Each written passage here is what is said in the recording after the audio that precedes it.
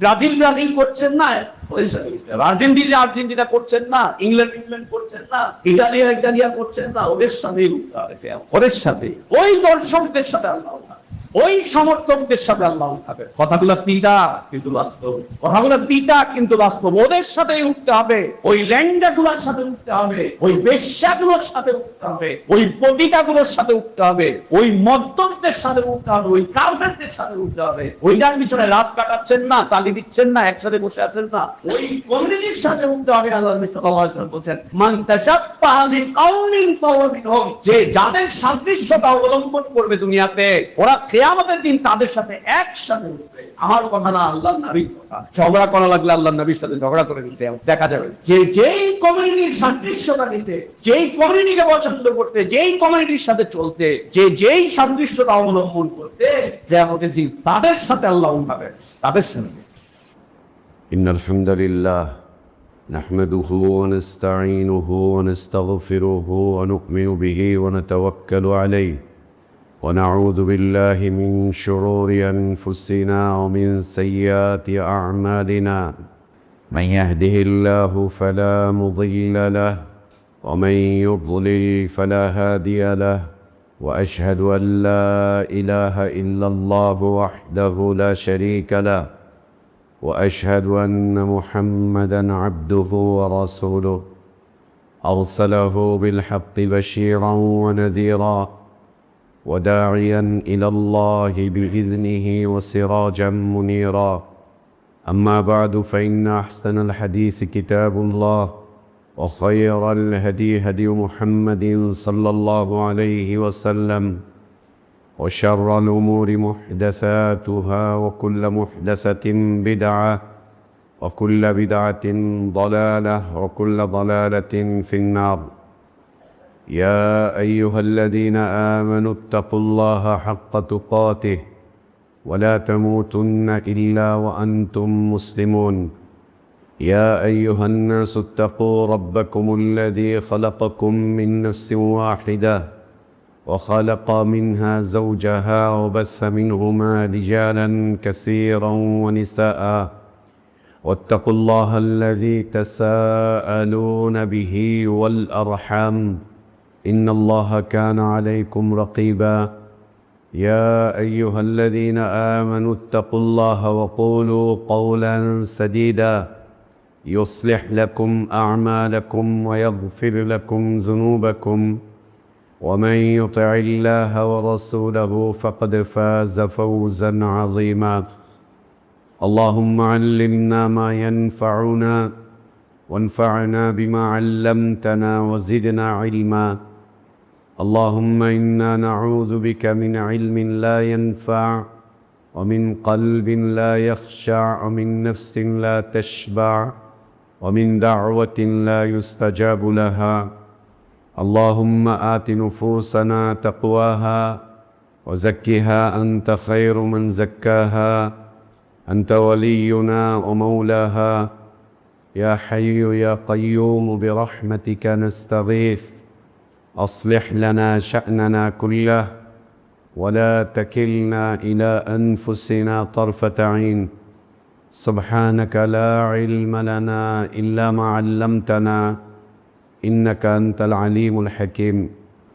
সমস্ত প্রশংসা, যাবতীয় গুণগান একমাত্র, কেবলমাত্র, শুধুমাত্র আল্লাহ রব্বুল আলামিন, আহকামুল হাকিমিন, আরহামুর রাহিমিন, ইলাহুল আলামিনের জন্য, যিনি আমাদেরকে মুসলিম করে সৃষ্টি করেছেন, যিনি আমাদের জন্য উত্তম হালাল রিজকের ব্যবস্থা করেছেন, যিনি আমাদেরকে বিশুদ্ধ হিদায়াতের পথে আহ্বান জানিয়েছেন, যিনি আমাদেরকে মৃত্যু দিবেন, যিনি আমাদেরকে পুনরায় কিয়ামতের দিন তার সামনে হিসাবের মুখোমুখি করবেন, এবং বিশুদ্ধ ঈমান, বিশুদ্ধ আমলের ভিত্তিতে যিনি আমাদেরকে নাজাত আর জাযা দান করবেন, সে আল্লাহরই প্রশংসা, যিনি আমাদেরকে জুমার সালাত আদায়ের জন্য পৃথিবীর শ্রেষ্ঠতম পবিত্রতম স্থান মসজিদে আসার তৌফিক দান করেছেন। আলহামদুলিল্লাহ। সালাতু সালাম আমাদের প্রিয় নবী মুহাম্মদুর রাসূলুল্লাহ সাল্লাল্লাহু আলাইহি ওয়া আলিহি ওয়াসাল্লামের প্রতীক, আল্লাহ সুবহানাহু ওয়া তাআলা যাকে কল্যাণের আধার করে বিশ্ব মানবতার জন্য মুক্তির দূত করে পাঠিয়েছিলেন, যার আদর্শের বাস্তবায়ন করা আমাদের উপর ফরজ করে দেওয়া হয়েছে, যার আদর্শের বাস্তবায়নই প্রকৃত হিদায়াত, কল্যাণ, নাজাত আর সফলতার একমাত্র পথ। আল্লাহুম্মা সাল্লি আলা মুহাম্মদ ওয়া আলা আলি মুহাম্মদ কামা সাল্লাইতা আলা ইব্রাহিম ওয়া আলা আলি ইব্রাহিম ইন্নাকা হামিদুম মাজিদ। আল্লাহুম্মা বারিক আলা মুহাম্মদ ওয়া আলা আলি মুহাম্মদ কামা বারাকতা আলা ইব্রাহিম ওয়া আলা আলি ইব্রাহিম ইন্নাকা হামিদুম মাজিদ। আলহামদুলিল্লাহ, আল্লাহ তাবারক ওয়া তাআলার বিশেষ দয়ায়, তার বিশেষ অনুগ্রহে, তার বিশেষ করুণায় আমরা আল্লাহর পক্ষ থেকে আসা সর্বশ্রেষ্ঠ, সর্বশেষ, তার পছন্দনীয় দিনটুকু জানতে, বুঝতে, মানতে চেষ্টা করছি। আল্লাহর কাছে আমাদের দোয়া, আল্লাহ আমাদের এ দিনই জীবনটুকু কবুল করে নেন, আমাদের ভুলগুলো আল্লাহ সংশোধন করে দেন, আমাদের গুনাহগুলো, অন্যায়গুলো, অপরাধগুলোকে আল্লাহ মাফ করে দেন। আল্লাহ আমাদেরকে ঈমান আর ইসলামের প্রকৃত সৌন্দর্যের উপর বেঁচে থাকার তৌফিক দান করেন। ঈমান আর ইসলামের পূর্ণতার উপরেই আল্লাহ আমাদেরকে মৃত্যু দান করেন। আমিন। সম্মানিত উপস্থিতি, প্রিয় মুসলিম ভাইরা, আজ আমাদের বিষয়বস্তু ঈমানের একটি দিক। ঈমান আল্লাহ একটি জ্ঞান আমাদের জন্য অমূল্য নিয়ামত, যার কোনো মূল্য পৃথিবীর কোনো লোক দিতে পারবে না। এবং ঈমান এমন এক বিষয়বস্তু যা পৃথিবীর কোনো বিক্রয় কেন্দ্রে বিক্রি হয় না, যা কোনো পৃথিবীর কোনো বিক্রয় কেন্দ্র থেকে ক্রয় করা যায় না। ঈমান এমন এক সম্পদ যা পৃথিবীর কোনো মিল, কারখানা, ইন্ডাস্ট্রিতে উৎপাদন হয় না। ঈমান এমন এক সম্পদ যা পৃথিবীর কোনো খামারে, কোনো খামারে উৎপন্ন করতে পারে না। এটি আল্লাহ প্রদত্ত বিশেষ এক নিয়ামত। এবং আল্লাহ তাবারক ওয়া তাআলা তার পছন্দনীয় বান্দাদেরকে ঈমান নামক নিয়ামত দান করে থাকেন। ঈমান নামক নিয়ামত আল্লাহ তাবারক ওয়া তাআলা দান করে থাকেন। তো ঈমানকে কেন্দ্র করে আল্লাহ সুবহানাহু ওয়া তাআলা কুরআনুল কারীমে প্রায় ১,০০০ আয়াত নাযিল করেছেন। ১,০০০ আয়াত, অর্থাৎ কুরআনুল কারীমের এক চতুর্থাংশ বিষয়বস্তু হচ্ছে ঈমানের বিষয়। এর মধ্যে রয়েছে ঈমানের পরিচয়, এর মধ্যে রয়েছে ঈমানের বিষয়াবলী, এর মধ্যে রয়েছে ঈমানের আলামা, ঈমানের সিফাত, মুমিনের সিফাত, এর মধ্যে রয়েছে ঈমানি জীবনের পুরস্কার, যা আল্লাহ তাবারক ওয়া তাআলা নিজে দান করবেন, সব কিছুই। তো ঈমানের অনেকগুলো দিক, অনেকগুলো শাখা রয়েছে। আল্লাহ নবী সাল্লাল্লাহু আলাইহি ওয়া আলিহি ওয়াসাল্লাম বলেন, আল ঈমান বিল-রাহম, অর্থাৎ ধর্মটা সরল। ঈমানের ৬০টির অধিক শাখা রয়েছে। অন্য হাদিসে রয়েছে ঈমানের ৭৭টি শাখা রয়েছে। অন্য হাদিসে রয়েছে ঈমানের ৭০-এর অধিক শাখা রয়েছে। তো ঈমানকে কেন্দ্র করে অনেকগুলো বিষয় রয়েছে, অনেকগুলো বিষয়। আল্লাহ নবী সাল্লাল্লাহু আলাইহি ওয়া আলিহি ওয়াসাল্লাম সাহাবী এসে জিজ্ঞেস করছেন, ভাই ঈমান ইয়া রাসূলুল্লাহ, আল্লাহ রাসূল ঈমান কি? রাসূল সাল্লাল্লাহু আলাইহি ওয়াসাল্লামকে একজন সাহাবী জিজ্ঞেস করছেন, ঈমান কি ইয়া রাসূলুল্লাহ? মানে ঈমান কি? আল্লাহ রাসূল সাল্লাল্লাহু আলাইহি ওয়াসাল্লাম তাকে বলবেন যে ইলা সাল্লাকা আসালাতুকা, যখন ভালো কাজ ভালো আমল তোমাকে আনন্দিত করে, এবং তোমার কোন গুনাহ, কোন অন্যায়, কোন পাপ যখন তোমাকে পেরেশান করে, ভালো খারাপ কাজ যখন তোমার কাছে মন্দ মনে হয়, যে এটা মন্দ কাজ, এটা ভালো করলাম না, আমি এটা খারাপ করে ফেললাম, এটা আমি খারাপ করে ফেললাম,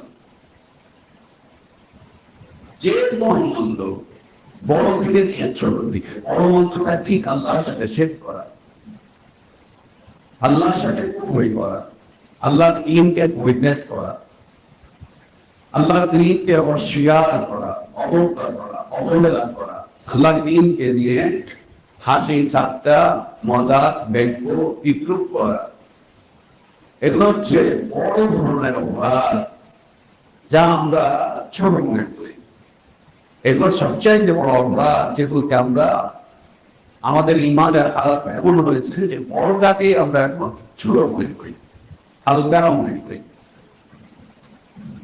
তোমার গুনাহ, তোমার পাপ, তোমার অন্যায় যখন তোমাকে পেরেশান করবে, হতাশ করবে, তোমার অন্যায়টা যখন তোমাকে খারাপ লাগবে, যাবে এটা ঠিক বললাম, কেন বললাম, কি জন্য করলাম, আজ তো আমাদের কাছে আমাদের গুনাহগুলো আমাদেরকে পেরেশান করে না, হতাশ করে না, আমাদের গুনাহগুলো আমাদেরকে মানসিক কোনো পীড়া দেয় না। আমরা আমাদের গুনাহগুলোর ব্যাপারে নিজেদেরকে ঘোষণাই করি না যে আল্লাহ তুমি কেমন এটা করবে, না আমরা, না আমাদের নারীরা, না আমরা, না আমাদের নারীরা, আর আমাদের অভিযোগ যারা আছে তাদের কোনো খারাপ কাজ আমাদেরকে খারাপ লাগে না, ওদের কোনো মন্ত্রটাও আমাদের কাছে খারাপ লাগে না।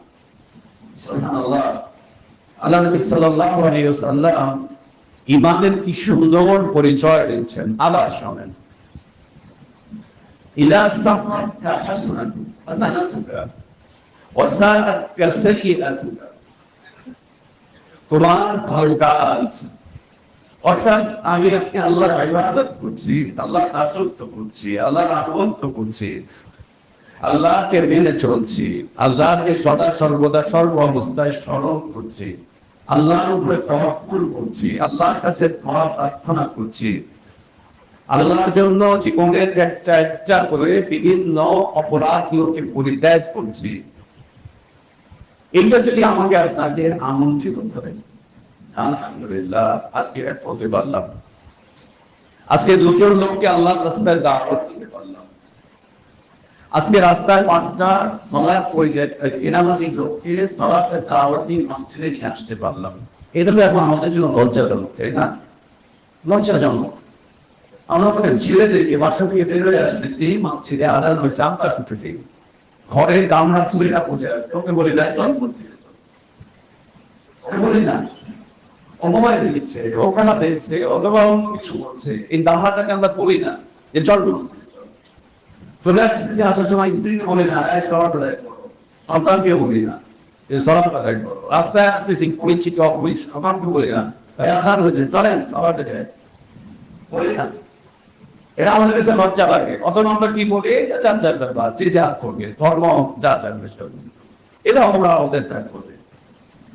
আর যেখানে আমি তাদেরকে দিয়েছি তারা কি প্রবৃত্ত আমাদের লোকটা দিয়েছে, ও রান্না করবো মানুষদের আমার বিয়ে দেওয়া হচ্ছে, এটা আপনার কাজ না, এটা আপনার কাজ না, আপনার কাজ নাই যা আপনি বলবেন নাই এই চলে আদান হচ্ছে সরাতে চাই বলবেন না। সুবহানাল্লাহ।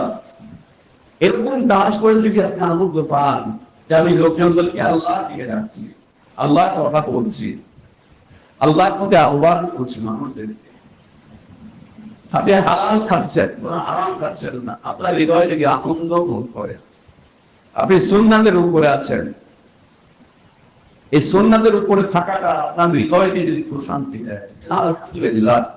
আমি কোনো বিরাটের রাস্তার উপরে আল্লাহ আমাকে দয়া করে বিদায় দান করেছেন। আর এই বিদাত এটা আমাদের মধ্যে সাধারণ মানুষদের কাছে ঘৃণা লাগে, খারাপ লাগে, কিন্তু আমাদের ওলামাদের কাছে এটা ঘৃণা লাগে। ওটা অনায়াসে বলবে, ইমাম সাহেব বিদাত করে অনায়াসে আস্তে আস্তে আরামসে আরামসে বিদাত করছে। সাধারণ জনগণের কাছে ঘৃণা লাগে, ওদের কাছে এটা ঘৃণা হিসাবে আপনি সুন্নাতের উপরে থাকেন এবং এর উপরে আল্লাহ শুকরিয়া আদায় করেন। আলহামদুলিল্লাহ, আল্লাহ হাফিজ সুন্নাহ এর জ্ঞান দিয়েছেন, সুন্নাহ বুঝার তৌফিক দিয়েছেন, সুন্নাহ জানার তৌফিক দিয়েছেন, সুন্নাহ মানার তৌফিক দান করেছেন। আলহামদুলিল্লাহ, আমি সুন্নাতের উপরে আছি। তিনি আমাকে যা ভয় করুন তার সুন্নাতের উপরে আছেন। মানুষ যা নিন্দা করে করুন তার সুন্নাতের উপরে আছে। আমি রাসূল সাল্লাল্লাহু আলাইহি ওয়াসাল্লামের মানুষ নিন্দা করবে, ওনার হুকুমে ওটা হতে পারে, আমি তো আছি সুন্নাতের উপরে। এই হালাত যখন আমার আপনার মন তুলে আসবে, সালাম আদায় করতে পেরে অন্তরের প্রশান্তি করছেন, কোরআন তেলাওয়াত করতে পেরে অন্তরের প্রশান্তি করছেন, সময় মতো যাকাত আদায় করতে পেরে অন্তরের প্রশান্তি করছেন, দান সাদাকা করতে পেরে অন্তরের প্রশান্তি করছেন, দ্বীনের তাবলীগ করতে পেরে অন্তরের প্রশান্তি করছেন। আর অন্যায়গুলোর ব্যাপারে অন্তরের জাজ শুরু হয়ে যায়, কেন আমি এটা বলছি? এই আতেল বাফের রাজনীতির সাথে আমি কেন নয়? এই আতেল বাফের রাজনীতির সাথে আমি কেন সম্পৃক্ত? আমি কেন সম্পৃক্ত হলাম? আমি কেন এই খারাপ পথের দিকে যাচ্ছি? আমি কেন অন্যায়টা করছি? এই অন্যায় তো আমার দ্বারা শোভনীয় নয়, এই অন্যায় তো আমার দ্বারা হওয়া উচিত না। আমি কেন করে ফেললাম? তোমার মন্দ যদি তোমাকে চিহ্নিত করে, পেরেশান করে, হতাশ করে, তোমার মন্দ যদি তোমাকে প্রশ্নবিদ্ধ করে, নবী সাল্লাল্লাহু আলাইহি ওয়াসাল্লাম বলেন, তাহলে তুমি হচ্ছে ঈমানের উপরে আছো, তুমি ঈমানের উপরে আছো। এই দুটি হালাত আল্লাহ নবী সাল্লাল্লাহু আলাইহি ওয়াসাল্লাম এটা বলে ঈমানের পরিচয়, ঈমানের পরিচয় সলমান ঈমান অমূল্য এক নিয়ামত আল্লাহ প্রদত্ত, যা আমাদেরকে কিনতে হয়, যা আল্লাহ ফ্রিতে আমাদেরকে দান করেছেন, ফ্রিতে দান করেছেন। এই ঈমানের দিকগুলোর মধ্যে একটি দিক হচ্ছে ঈমান বৃদ্ধি পায় এবং ঈমান কমে যায়, ঈমান বাড়ে এবং ঈমান কমে, বাড়লে কম কমে, বাড়তে বাড়তে বাড়তে বাড়তে অনেক দূর পর্যন্ত চলে যায়, বাড়ার কোনো শেষ, অনেক দূর পর্যন্ত চলে যায়, বাড়ার কোনো শেষ। আর কমতে কমতে কমতে কমতে কখনো কখনো এমন অবস্থা হয় যে ব্যক্তি ঈমান শূন্য হয়ে যায়, তার মধ্যে আর ঈমান থাকে না। আল্লাহ আমাদেরকে হিফাজত করে, ঈমান শূন্যতা থেকে আল্লাহ আমাদেরকে হিফাজত করে। আমাদের কোনো অন্যায়ের কারণে, অপরাধের কারণে, গুনাহের কারণে আল্লাহ রাগান্বিত হয়ে যেন আমাদেরকে কাফেরদের কাতারে, মুনাফিকদের কাতারে, মুশরিকদের কাতারে, মুরতাদদের কাতারে যেন আল্লাহ আমাদেরকে ফেলে না দেন। আল্লাহ আমাদের গুনাহগুলোকে মাফ করে আল্লাহ যেন আমাদেরকে ঈমানের উপর অটল অচল রাখেন। ঈমানের তীব্র লক্ষণ দেখতে হচ্ছে ঈমান বৃদ্ধি পায়, দ্বিতীয়টি হচ্ছে ঈমান কমে যায়, ঈমান কমে যায়। আজকে আমরা আমাদের ঈমান কমার কয়েকটি কারণ নিয়ে সংক্ষিপ্ত আলোচনা করে খুতবা শেষ করব। ঈমানই কমে যায়, ঈমান কমে যায়। আমাদের সমাজের একটা বিশ্বাস আছে ঈমান কোনোদিন শেষ হয় না, ঈমান কোনোদিন কমে না। জন্মগতভাবে আমি মুসলমান দেশে জন্মগ্রহণ করছি, আমার বাপ বলছে আমার বাপ মুসলমান, তারা বলছে মুসলমান, জন্মগতভাবে আমি মসজিদ দেখছি, এই করছি, এই এলাকায় থাকি, অতএব আমাদের ঈমান করার কোনো কারণ নাই। কবর পূজা করলেও ঈমান করবে না, মালায় পূজা করলেও ঈমান করবে না, করলেও ঈমান করবে না, আকাম কুকাম করলেও ঈমান করবে না, মুরগি পূজায় অংশগ্রহণ করলেও ঈমান করবে না, দুর্গা পূজার উদ্বোধন করলেও ঈমান করবে না। দুর্গা পূজার উদ্বোধন করলে ঈমান কমবে কি হবে? ফেরে কমবে, আলেমরা মারা যায়, ওখানে আবার ইমান কমার রাস্তা নেই। হুজুররা যায় দুর্গা পূজার উদ্বোধনে, আবার ইমান করবে না। ইসলামী দলের নেতারা যায় দুর্গা পূজার উদ্বোধন করতে, সরস্বতী পূজার উদ্বোধন করতে, কালী পূজার উদ্বোধন করতে। এটা কি ইমান করার রাস্তা নাকি? ইমান যদি করবো তাহলে হুজুর যেত করবে, আমি সে যেত নাকি, ইসলামী দলের নেতা যেত নাকি? ইন্নালিল্লাহি ওয়া ইন্না ইলাইহি রাজিউন। ইন্নালিল্লাহি ওয়া ইন্না ইলাইহি রাজিউন। ইন্নালিল্লাহি। আজকে পর্যন্ত দেখেছেন আপনি আপনার এলাকার অনেক কিন্তু মানুষ আপনাদের সাথে 5 ওয়াক্ত নামাজ পড়তে আসে, জুমার নামাজ পড়তে আসে, দেখেছেন, দেখেছি আপনার ভিতরে এতটুকু পরিচয় বোধ নাই যে আপনি মুসলিম, আপনি কি করে ওদের পূজার পূজা খেতে যান? কি করে যান আপনি? ওদের পূজা দেখতে যান, কি করে যান? ওদের পূজা মেলা থেকে আপনি কুমুর কিনে দেন আপনার বাচ্চাকে, মূর্তি কিনে দেন আপনার বাচ্চাকে, রথ যাত্রা দেখতে যান, রথ মেলা দেখতে যান, রথ মেলা থেকে আপনি কেনাকাটা করতে যান, আপনার এতটুকু পরিচয় জমবে যে আপনি একজন মুসলিম। খারাপ লাগে না? ইন্নালিল্লাহ। খারাপ লাগে না? এটা অসচেতনতা, এটা অপসংস্কৃতি, এটা একটা অসচেতনতা, এটা একটা অপসংস্কৃতি। আপনার পরিচয়টা আমার জাগ্রত থাকে না।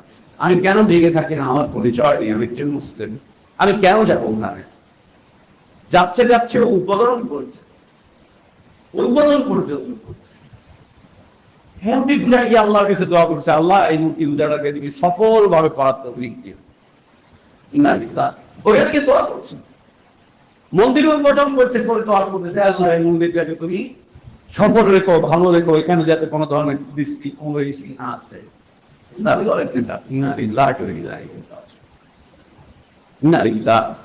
কিভাবে শুনবো? কিভাবে এই ধারণা থেকে বেঁচে বাঁচতে হবে আমাদেরকে যে ইমান কমার কোনো রাস্তা নেই।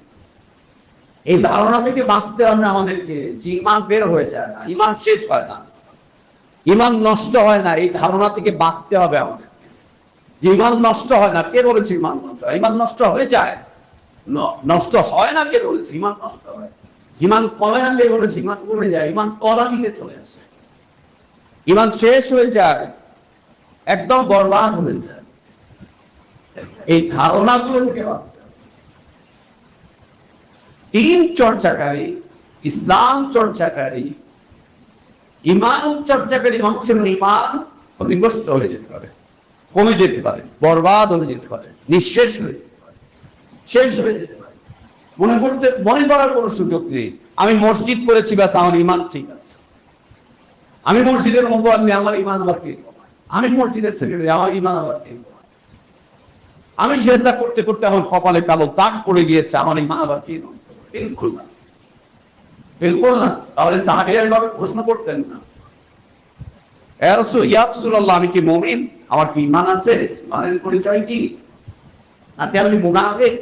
আল্লাহ নবী সাল্লাল্লাহু আলাইহি ওয়াসাল্লাম সাহাবীদের জিজ্ঞেস করলেন, কারা? এটা বলেছেন সাহাবীরা রাদিয়াল্লাহু আনহুম। তো ঈমান যে সমস্ত কারণে কমে যায়, আজকের খুতবা হচ্ছে ঈমান যে সমস্ত কারণে কমে যায়, যে কারণগুলোতে ঈমান হবে তার প্রথম কারণ, 7টি কারণ আমরা উল্লেখ করবো। 1 নাম্বার কারণ আল্লাহর দ্বীনের জ্ঞান থেকে বিমুখ থাকা, দ্বীনের জ্ঞান অর্জন থেকে বিমুখ থাকা, দ্বীনের জ্ঞান অর্জন করা থেকে বিমুখ থাকা। অনেক কিছুর জ্ঞান অর্জন করে কিন্তু আল্লাহর দ্বীনের জ্ঞান অর্জন করে। অনেক বড় পণ্ডিত, অনেক বড় শিক্ষাবিদ, অনেক বড় জ্ঞানী, অনেক বড় সার্টিফিকেটধারী, উনি অনেক বড় বুদ্ধিজীবী, উনি সমাজসেবী,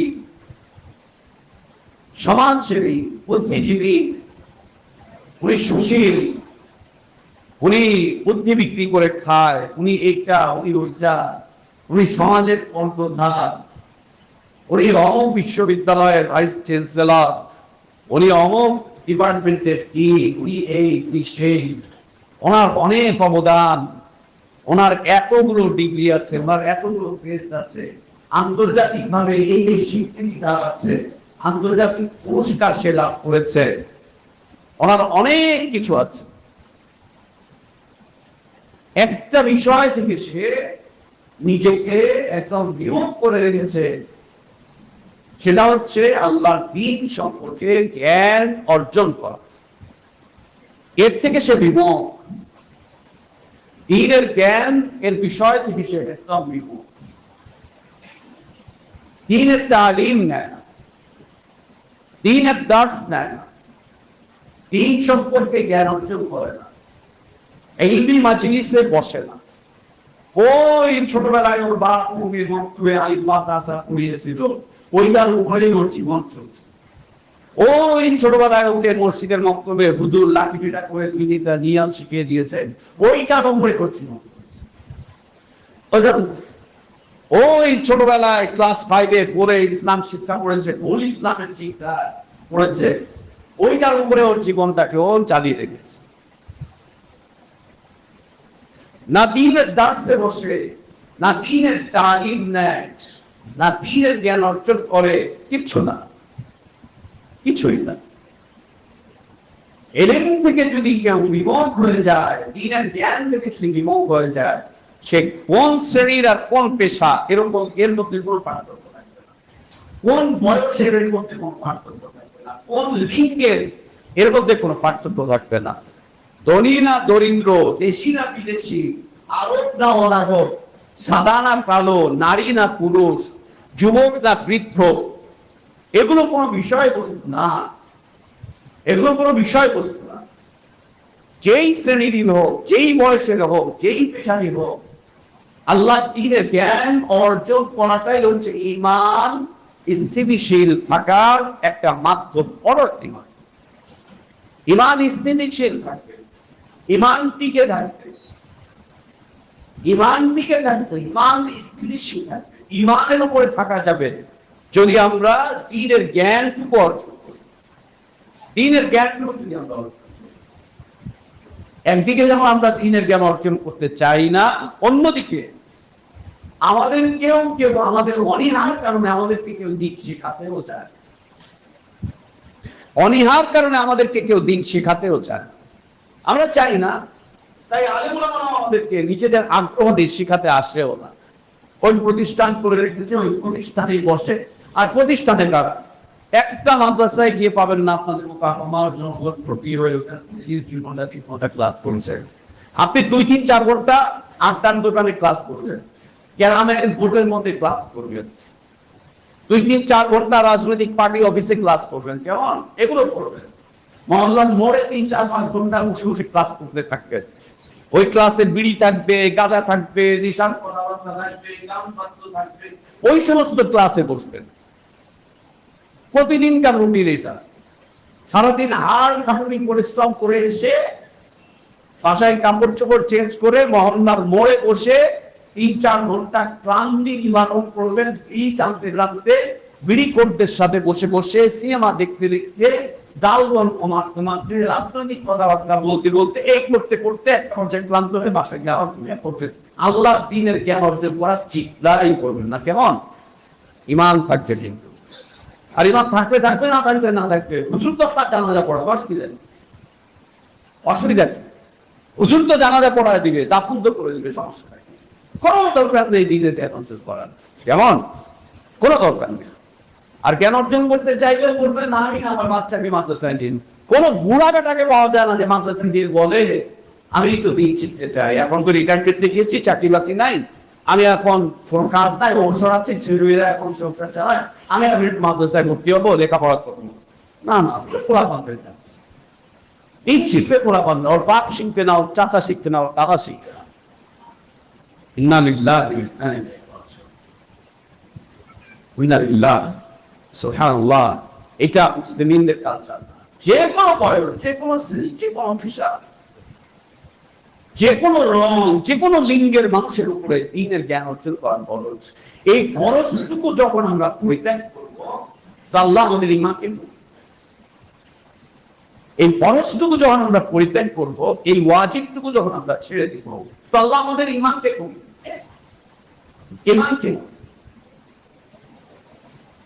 ঈমানকে কমিয়ে দিবেন, ঈমানকে দুর্বল করে দিবেন, একদম দুর্বল করে দিবেন। আল্লাহ তাআলা আমাদের ঈমানকে একদম দুর্বল করে দিবেন। আল্লাহ তাবারক ওয়া তাআলা আমাদের ঈমান কমে যাবে। কমতে কমতে কমতে কমতে একটা পর্যায়ে আসবে যে ইমান এত কমেছে আর কিছু নেই, আর কিছু নেই। ইমান কমেছে আর কিছু নেই। আমরা আমাদের বিভিন্ন দ্রব্যাদি পাত্রের মধ্যে রাখি, বিভিন্ন দ্রব্যাদি, বিশেষ করে আমাদের মহিলারা একটা ডাব্বার মধ্যে চাল রাখে, আর এক ডাব্বায় মুড়ি রাখে, অথবা আমরা দেখেছি ওই যে কলসির মধ্যে পানি রাখি। আমরা যেটাই করি পাত্রের মধ্যে আমরা আমাদের জিনিসগুলো রাখি।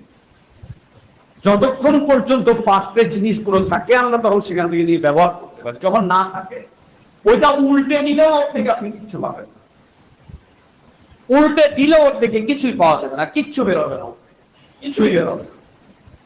যে জ্ঞানী অবস্থা ইমান তলা নিতে যেতে যেতে পড়তে এমন একটা হালাত, এই উম্মাতের এমন এক হালাত হয়েছে, কোন অবস্থাতেই আর অন্তরের ভিতরে ইমান নেই। ওকে এখন যাই করেন ইমান বের হয় না, যাই কথাবার্তা বের হয়, রাজনীতি বের হয়, অর্থনীতি বের হয়, সমাজনীতি বের হয়, পীর মুরিদি বের হয়, হুজুরতন্ত্র বের হয়, পীরতন্ত্র বের হয়, অনেক কিছু বের হয়, ইমান বিষয়বস্তু বের হয় নাই। তো কেন কিভাবে বের হবে? থাকলে না বের অন্ত নাই কেন? দিনের জ্ঞান নাই, নাই কেন? দিনের জ্ঞান নাই, দিনের জ্ঞান। ওর ছোট বাচ্চারা 10টা হাদিস বলতে পারে, ওর ছোট বাচ্চারা 10 বছর 11 বছর বাচ্চা কোরআন হিফজ করে ফেলেছে, ওর বাপের জবান থেকে কোরআনের 5টা আয়াত বের হয় না, ওর বাপের জবান থেকে 2-4টা হাদিস বের হয় না, ইমান সত্তা বের হয়।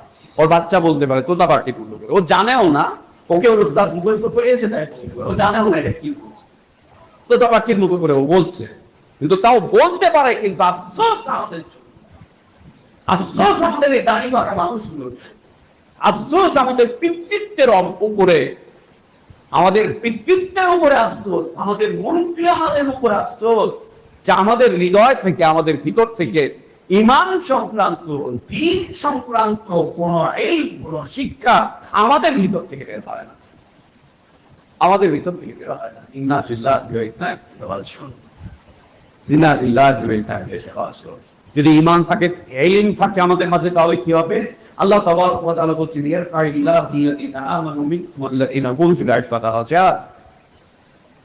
মুমিনদের মধ্যে যারা ইলমের পথে সময় ব্যয় করে, আল্লাহ বলছেন, আল্লাহ তাবারক ওয়া তাআলা তাদেরকে শ্রেষ্ঠত্বে অনেক উপরে দিলেন, অনেক উঁচু মানের শ্রেষ্ঠ মানুষ বানিয়ে দেন, অনেক মূল্যবান শ্রেষ্ঠ মানুষ বানিয়ে দেন।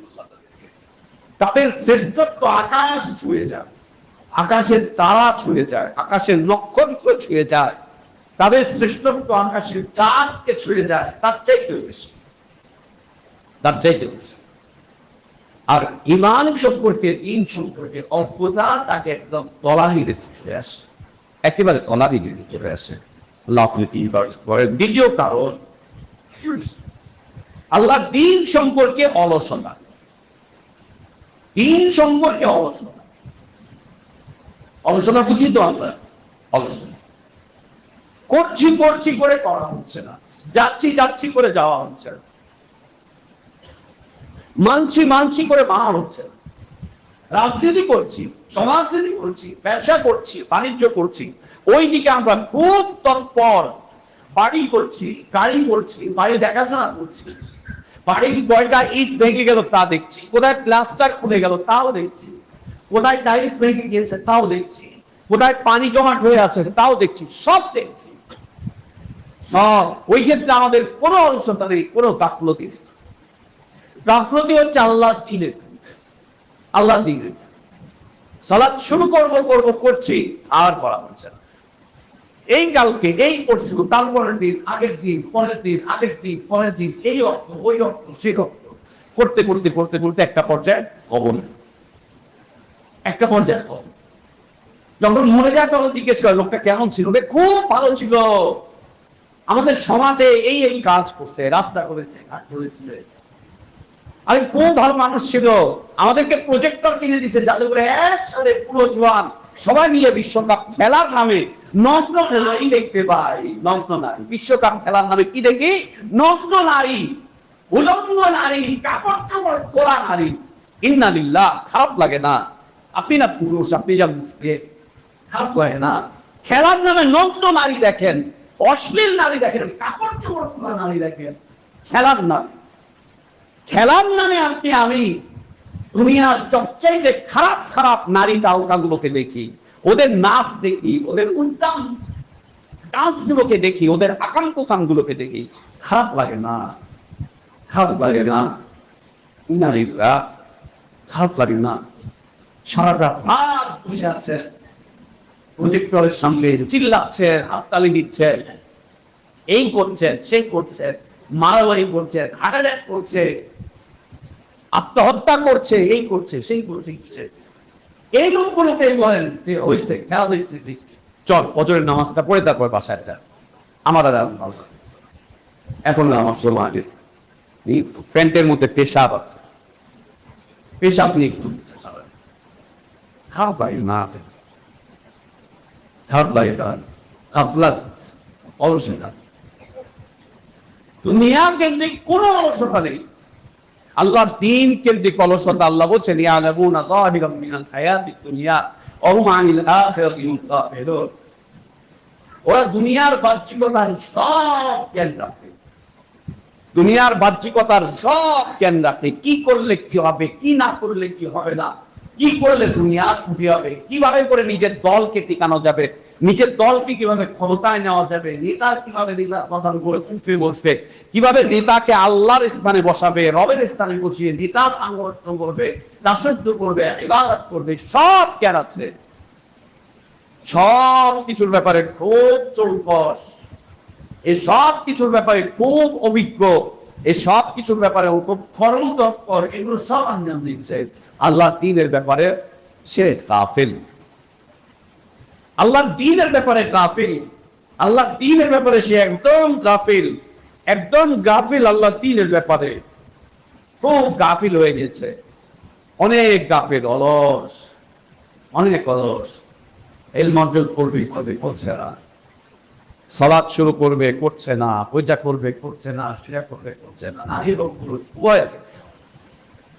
এই গাফলতি আমাদের ঈমান শুরু করে, ঈমানহীন করে দেবে। অতঃপর আল্লাহর কাছে কোন পরিচয় দিয়েছে বলনা? কবরে আমরা কোন পরিচয় দিতে, কোন পরিচয়?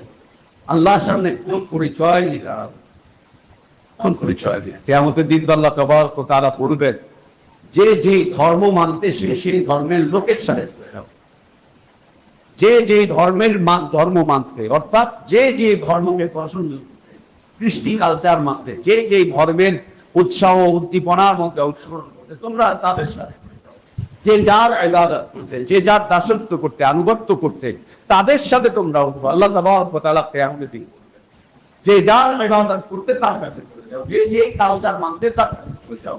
পৃথিবীতে তোমরা যে যে কমিউনিটিতে বসবাস করতে, এইভাবে মানবেন আল্লাহ। তুমি কাকে ভালোবাসতে, কার ভালোবাসার সাথে নিয়ে চলছো, যেই কমিউনিটিতে তুমি বসবাস করতে, যেই কমিউনিটির সাথে তোমার জীবন যাপন ছিল, তুমি তার সাথে চলে যাও। ব্রাজিল ব্রাজিল করছেন না, ব্রাজিলের সাথে ব্রাজিল ব্রাজিল করছেন না, আর্জেন্টিনা আর্জেন্টিনা করছেন না, ইংল্যান্ড ইংল্যান্ড করছেন না, ইটালিয়া করছেন না, ওদের সাথে ওদের সাথে ওই দর্শকদের সাথে আল্লাহ উঠাবে, ওই সমর্থকদের সাথে আল্লাহ উঠাবে।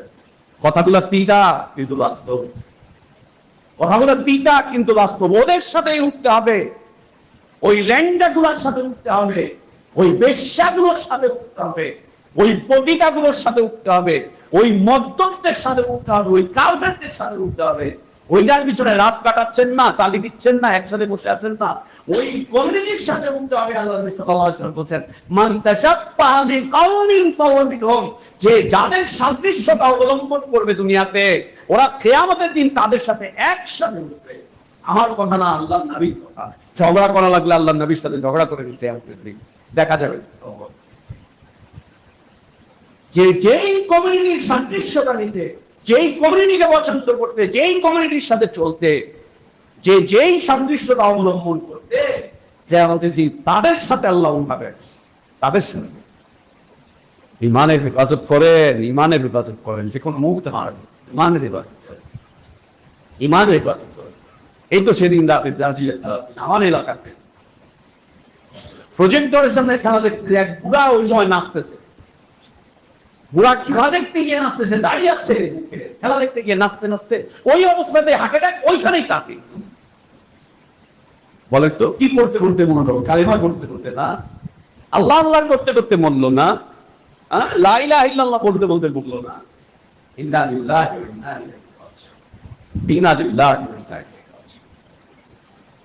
কাদের সাথে উঠবে কিয়ামতের দিন? এদের সাথেই উঠবে, এদের সাথেই উঠবে। আল্লাহ নবী বলছেন এদের সাথেই উঠবে সাল্লাল্লাহু আলাইহি ওয়াসাল্লাম।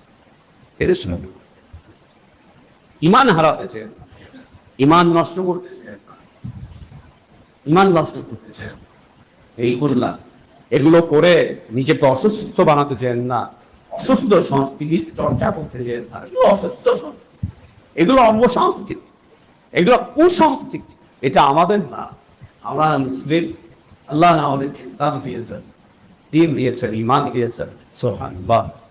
আল্লাহ আমাদের নির্বাচন করেন কি দিয়ে বুঝাবে? এই জাতিকে আপনি কি দিয়ে বুঝাবেন? বোঝাবার সব রাস্তায় বন্ধ করে রেখেছে, সব রাস্তা বন্ধ করে রেখেছে। আমরা কি দিয়ে বোঝাবো? এই জাতি আপনাদেরকে কি দিয়ে বোঝাবো যে এটা আমাদের না, এই কালচার আমাদের না, এটা আমাদের না, এটা অসুস্থতা, এটা মস্তিষ্ক বিকৃতি। ওরা যারা খেলছে ওরা জুয়া, জুয়া খেলছে। ওই প্লেয়ার গুলো হচ্ছে জুয়ার একটা একটা তাস, জুয়ার একটা একটা তাস। ক্লাব গুলো হচ্ছে জুয়ার একটা একটা কমিটি। ওরা প্লেয়ারদেরকে কিনে আনে টাকা দিয়ে, এরপর ওদেরকে দিয়ে খেলায়, ওর মাধ্যম দিয়ে টাকা দান করে। এটা জুয়া। আপনি মনে করছেন খেলা দেখছেন না, আপনি জুয়া দেখছেন। আপনি মনে করছেন খেলা ইনভেস্ট করছেন, কিন্তু না, এটা জুয়া ইনভেস্ট করছেন। এই জুয়া খেলতে গিয়ে নর্তকী ধরা করে আনছে। এই জুয়া খেলতে গিয়ে যত ধরনের অপকালচার আছে সব করছে। আর বইটাতে আমি নিজে করছি করছি, পুরো এলাকা মাতাচ্ছি, মাইক দিয়ে বাজাচ্ছি, মানুষের ঘুম হারাম করে দিচ্ছি, সর্বাত পরিত্যাগ করছি। এটিও কারণ গুনাহের মধ্যে জীবন যাপন করা, গুনাহের মধ্যে জীবন যাপন করা। ইবাদত করছেন, গুনাহ করছেন, ইবাদত করছেন, গুনাহ করছেন, ইবাদত করছেন, গুনাহ করছেন, একই সাথে দুইটা চলতে পারে। এই গুনাহের মধ্যে জীবন যাপন করা ঈমান কমে যাওয়ার অন্যতম একটা বড় মাধ্যম, অন্যতম বড় একটা মাধ্যম গুনাহের মধ্যে জীবন যাপন করা। গুনাহের মধ্যে জীবন যাপন করা কেন? প্রত্যেকটা গুনাহগার ব্যক্তিদেরকে আকর্ষণ করে টেনে নিয়ে যায়। একটা চুম্বক যেমন আর একটা চুম্বককে আকর্ষণ করে টেনে নিয়ে যায়, একটা চুম্বক যেমন আর একটা লোহাকে আকর্ষণ করে নিজের ধরে রাখতে চেষ্টা করে, গুনাহগুলো ঠিক একইভাবে সেইভাবে মানুষকে ধরে রাখে, ধরে রাখে। গুনাহের মধ্যে ডুবে যাওয়া, আল্লাহর অবাধ্যতার মধ্যে ডুবে যাওয়া, মাসিয়াতের মধ্যে ডুবে যাওয়া, এর মধ্যে ডুবে যাওয়া, এই ডুবে যাওয়াটা হচ্ছে ঈমান কমে থাকবে। ঈমান কমে থাকবে। আল্লাহ নবী সাল্লাল্লাহু আলাইহি ওয়াসাল্লাম বলেছেন, লা ইয়াসনি যানি হিনা ইয়াসনি ওয়া হুয়া মুমিন ওয়া লা ইয়াসরুকু সারিকু হিনা ইয়াসরুকু ওয়া হুয়া মুমিন। আল্লাহ নবী সাল্লাল্লাহু আলাইহি ওয়াসাল্লাম উদাহরণকে বলছেন, উদাহরণ দিয়ে, একজন ব্যক্তি যখন জিনা করে তখন আর তার কাছে ঈমান থাকে না। যখন একজন ব্যক্তি জিনায় লিপ্ত হয়, জিনা করে, জিনায় যখন লিপ্ত হয় তখন আর তার কাছে ঈমান থাকে না। ওই ঈমান ওর থেকে ঈমান বের হয়ে যায়, ঈমান বের হয়ে যায়, ঈমান অবস্থা, ঈমান বের হয়, ঈমান কমে গিয়ে অবস্থা। যখন জিনায় লিপ্ত হয়, যখন একজন নারী একটু পুরুষ বিবাহ দেখা ঘরের ভিতরে ঢুকে গিয়েছে, অথবা এখন তার ঘর লাগে না, এখন ইচ্ছার মধ্যে জেনা করছে, পার্কের মধ্যে জেনা করছে, রাস্তার পাশে বসে জেনা করছে, আপনার বাড়ির উঠানের মধ্যে গিয়ে পাড়ার আর একটা ছেলে দিয়ে বসে আছে, আপনি ওটাকে দেখে একটা মুছে হাসি, এই বয়সে পোলাপানি পথে খারাপ লাগে, খারাপ লাগে না? রাস্তার মধ্যে কুকুরের মতো, শুকরের মতো যৌনাচার করছে, আপনার সামনে করছে, খারাপ লাগে না? কুকুরের মতো, শুকরের মতো যৌনাচার করছে রাস্তার দিকে, খারাপ লাগে না? খারাপ লাগে না? ইন্না লিল্লাহি ওয়া ইন্না ইলাইহি রাজিউন। এটা কি? সুবহানাল্লাহ। আল্লাহ নবী সাল্লাল্লাহু আলাইহি ওয়াসাল্লাম বলেন, মানুষ যখন পাপের মধ্যে লিপ্ত থাকে তখন আর তার কাছে ঈমান থাকে না, ঈমান বের হয়ে চলে যায়। পাপ শেষ করার পরে যখন অনুতপ্ত হয়, তওবা করে, অনুতপ্ত হয়, যখন তওবা করে, তখন তার মধ্যে আবার যদি তওবা না করে ওই ঈমান থেকে পাইতে, ওই ঈমান শেষ হয়ে যায়। চতুর্থ কারণ কুপ্রবৃত্তির অনুসরণ করা, কুপ্রবৃত্তির অনুসরণ করা। অন্তর আপনাকে একটা খারাপের দিকে টানছে আর আপনি সেদিকে যাচ্ছেন, টানছে আর যাচ্ছে, টানছে আর যাচ্ছে, টানছে আর যাচ্ছে। এই অবস্থাতে ঈমান চলে যায়।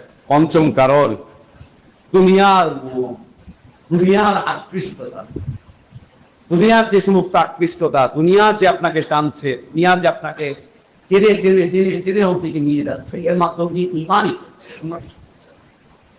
অন্য কিছু বলছে না। ঈমান কমতে থাকছে, ঈমান কমতে থাকছে, ঈমান কমতে থাকছে। দুনিয়ার ঈমান কমিয়ে দেবে। ষষ্ঠ কারণ কাফের মানুষদের সাথে চলা ফেরা, উঠা বসা করা। সালাত পরিত্যাগকারী মানুষের সাথে চলবেন, ঈমান কমবে। দ্বীন বিদ্বেষ মানুষের সাথে চলবেন, ঈমান কমবে। নাস্তিকদেরকে বন্ধু বানাবেন, ঈমান কমে যাবে। বেদীন মানুষদের সাথে চলাফেরা, উঠা বসা, মুআমালাত মুআশারাত করবেন, ঈমান কমতে থাকবে, ঈমান কমতে থাকবে। অতএব বন্ধু চয়ন করতে গিয়ে সাবধান। কার সাথে বন্ধুত্ব করছেন, কার সাথে বন্ধুত্ব করছেন, কার সাথে চলাফেরা করছেন, কার সাথে উঠা বসা করছেন। বন্ধুত্ব করতে গিয়ে সাবধান, খুব সাবধান। বন্ধুত্ব করতে গিয়ে, চলাফেরা করতে গিয়ে সাবধান, আত্মীয়তা করতে গিয়ে সাবধান যে কাদের সাথে করছেন। যাদের সাথে চলাফেরা, উঠা বসা, আত্মীয়তা করছেন, এরা আপনার ঈমানকে দুর্বল করে দিবে না তো? এরা আপনার ঈমানকে বিনষ্ট করে দিবে না তো? ঈমানকে বরবাদ করে দিবে না তো? আল্লাহ তাআলা বলছেন, ইয়া আইয়ুহাল্লাযীনা আমানু তাকুল্লাহ ওয়া কুনু মা'আস সাদিকিন। এই ঈমানদাররা, তোমরা আল্লাহকে ভয় করো এবং দুনিয়াতে জীবন যাপন করতে গিয়ে তোমরা সাদিকিনদের সাথেই জীবন যাপন করো। সাদিকিন কারা? সাদিকিন হচ্ছে মুমিন, মুসলিমিন, সালাত আদায়কারী, সিয়াম পালনকারী, আল্লাহ ভীরু, হালাল জীবনযাপনকারী, হারাম পরিত্যাগকারী, এরা হচ্ছে সাদিকিন। এদের সাথে জীবন যাপন করো, এদের সাথে জীবন যাপন করো। আজকের খুতবার শেষ বিষয় শয়তানের পদাঙ্ক অনুসরণ করা, শয়তানের পদাঙ্ক অনুসরণ করা। যত বেশি শয়তানের পদাঙ্ক অনুসরণ করবেন, শয়তানের পথে চলবেন, শয়তানের দাবিগুলো পূরণ করবেন, তত বেশি ঈমান। আল্লাহ তাবারক ওয়া তাআলা বলছেন, ওয়ালা তাত্তাবিউ খুতুওয়াতিশ শায়তান, তোমরা শয়তানের পদাঙ্ক অনুসরণ করতেছো না। ইন্নাহু লাকুম আদুউউম মুবিন, নিশ্চয়ই শয়তান তোমাদের স্পষ্ট শত্রু, সবচাইতে বড় শত্রু হচ্ছে শয়তান। এর পদাঙ্ক অনুসরণ, এর পিছনে পিছনে চলতে চেও না। যদি করি, এরা আমার ঈমানকে বরবাদ করে দিবে, ঈমানকে শেষ করে দিবে। আল্লাহ আমাদের ঈমানকে নিকাশ করেন।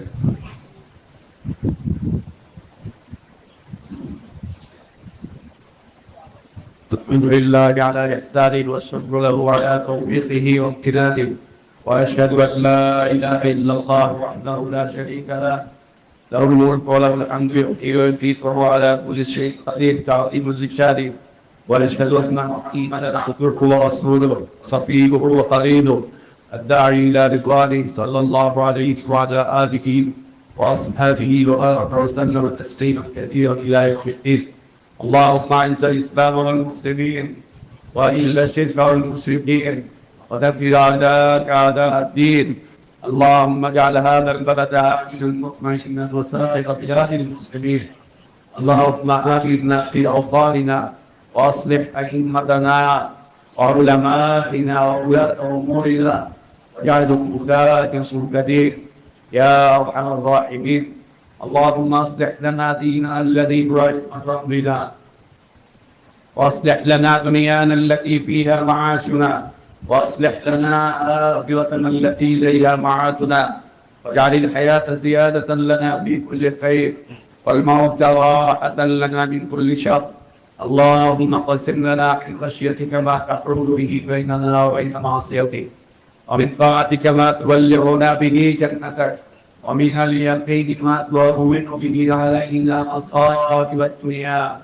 متعنا اللهم بأسماعنا وأبصارنا وقواتنا أبدا ما بقيتنا، واجعله الوارث منا، واجعل ثأرنا على من ظلمنا، وانصرنا على من عادانا، ولا تجعل مصيبتنا في ديننا ولا تجعل الدنيا أكبر همنا ولا مبلغ علمنا ولا إلى النار مصيرنا اللهم لا تسلط علينا بذنوبنا من لا يخافك فينا ولا يرحمنا اللهم ربنا آتنا في الدنيا حسنة وفي الآخرة حسنة وقنا عذاب النار ربنا اغفر لنا ذنوبنا وكفر عنا سيئاتنا وتوفنا مع الأبرار عباد الله رحمكم الله إن الله يأمركم بالعدل والإحسان وإيتاء ذي القربى وينهى عن الفحشاء والمنكر والبغي يعظكم لعلكم تذكرون فاذكروا الله العظيم الجليل يذكركم واشكروه على نعمه يزدكم وذكر الله أكبر